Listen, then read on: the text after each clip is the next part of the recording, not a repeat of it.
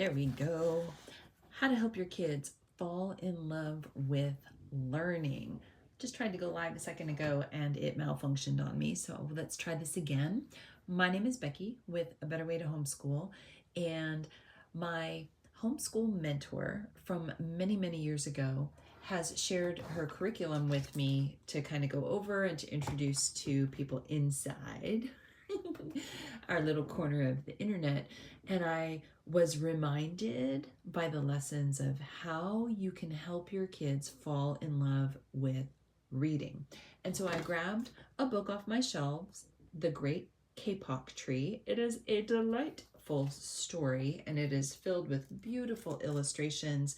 It's about a man that falls asleep in the rainforest and all the creatures come out and from under the everywhere, and he kind of misses it because he sleeps through it until the very end. So The Great Kapok Tree. My mentor Linda talks about taking a book walk with your kids. This is the best way to help your kids fall in love with reading, especially if they're in that foundation stage of homeschool where they haven't learned to read yet, or they're just stepping into the flourishing and fun stage. And if you don't know what I'm talking about, in the descriptions, wherever it is a link to the free 3 Stages of Homeschool Masterclass. So the idea is to slow down, right? To take your time with a book. Don't make the mistake of thinking that you have to read a book and move on. Read a book and move on. Kids need to live with books for many, many days and maybe the rest of their lives. So Linda has this formula-ish of going through a book to help your kids fall in love with learning. And it's pretty simple. I'm super excited to get her on and to interview her soon because she is a wealth of knowledge. So day 1 of any book, and don't think that just because your kids are old that you can't do picture books with them. Picture books are amazing because the author has to condense language and they only have a few short pages to communicate exactly what it is they're looking to communicate. And so it's carefully chosen language, beautiful illustrations, and a condensed story, kind of like a brilliant marinade. So day 1, you just look at the book. You're looking at the title, you're looking at the author, you're looking to see who illustrated the story. So you're talking about, it's not just a book, this is a creation from somebody's imagination where they wrote the story, and then very likely somebody else illustrated this story. So, and I forgot to pre-look at this to see who the illustrator was, but you go through and you introduce the story just by looking, and all you do is go through and look at the different illustrations inside the book, and you allow your child to discover whatever it is they're going to discover. In this book particularly there, it's almost like a hidden word type search or a hidden picture. So this day 1 is all about just looking at the story.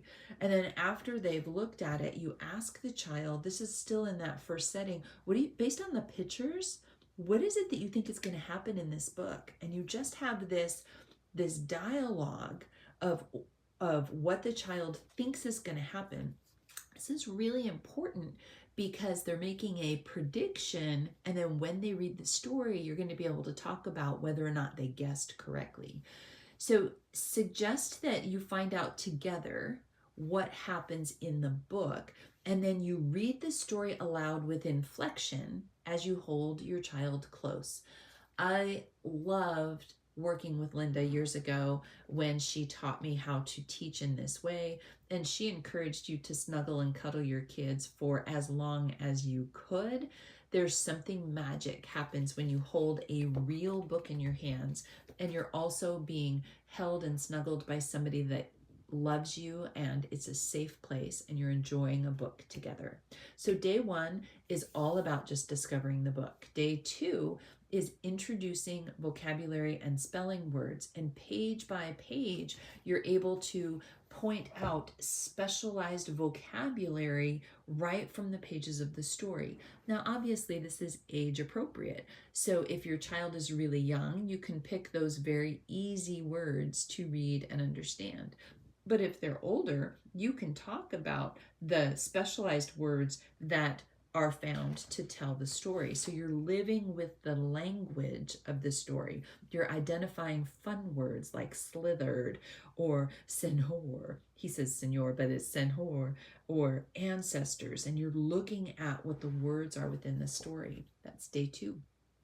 Day 3, depending on the age of your child, depending on their reading capability, either they read the story silently or you read the story to them, and then you can do some kind of activity that incorporates the spelling and vocabulary words that you've already pulled from the story. So you can, if you pull the word slither or slithering out, they can draw comic strips about something that's slithering through the forest, or they can identify different things that would slither. So you live with the vocabulary in some way. They either draw it, they write it, or they tell you different things that go along with that vocabulary. By day 4, this is when you start looking for the author and you start to see, do they have an author's page? Have they written any other books? Remember, the goal is to help your child to fall in love with reading. So if they love a book, they need to know they can look up the author. They can look up their webpage and they can see if there are other titles by this author that would be interesting to them. You can even watch a related story to whatever it is you're reading. So for instance, if you were going to be studying a book like The Great Kapok Tree, by this day 4, you could be watching some story about a rainforest. You could watch a documentary about the rainforest. You can even go back in time and listen to it read aloud on, what's that called? Reading Rainbow. You can find the episode online. And then by day 5, if you've been working with your child and if they are a reader, they get to stand and they get to read the story aloud to you using all of their inflection and just enjoying the book. And so this whole enjoying a story is key to helping your child fall in love with learning, fall in love with reading. First, you just explore the book and you read it with all your best big voices. And then you introduce vocabulary and spelling words. And then you have the child read it and do some kind of creative activity around what it is that they're reading. So writing, pre-writing, an art project, something. Day 4, you're looking to see what else is there out on that author. And by day 5, your child is looking and ready to read this story aloud to you. Or not. It might take 2 weeks. It might take 3. Or you might, like me, have delayed readers that just might not get there in that amount of time. Something that I did with my children before I go, because I actually have a call, because when you do the 3 stages of homeschool, you can book a free call with me, and I have one in a few minutes. One of the things that I did with my kids, because I was outnumbered by children, I got an old-fashioned tape recorder. You can order them online at Amazon. I'll actually grab a link and link it below. And a cassette tape. Yes, they still make them. We would pop the cassette into the tape recorder and I would sit with all of the kids, the baby, the dog, everybody would sit in the room. And I would read the story and one of the kids would get the job of making the turn the page sound. Ding! And so we'd press record and I would read the story, The Great Kapok Tree by Lynn Cherry. Ding! And we would record the story. At the end, a couple magical things happen. Number 1, you've created your own read aloud audiobook that your child can now sit and enjoy the story independently, but it's you reading the story. You're still right there with them.